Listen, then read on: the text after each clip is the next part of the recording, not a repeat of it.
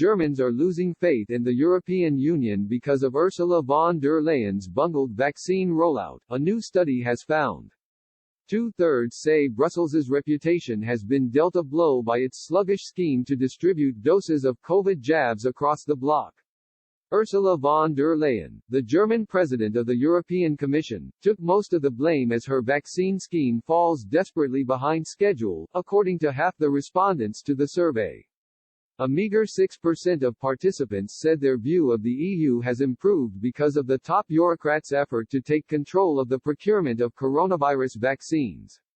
The results of the survey by German weekly magazine Der Spiegel suggested the jab fiasco could harm the bloc's future.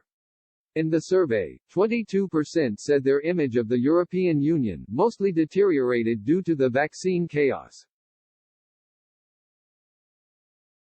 while almost twice as many, 42%, even stated that it clearly deteriorated.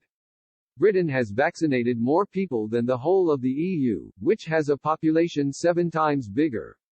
The UK has dished out at least one dose to 14 million people. In contrast, Brussels' shambolic scheme has only reached 12.5 million in total. Mrs. von der Leyen has claimed she will have offered a jab to 70% of Europe's adults by September 21.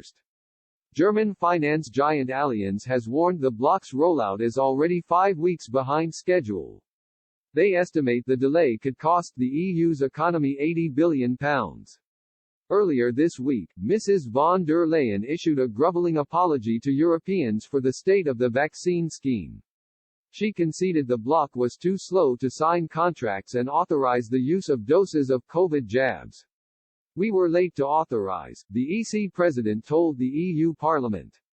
"We were too optimistic when it came to massive production, and perhaps too confident that what we ordered would actually be delivered on time."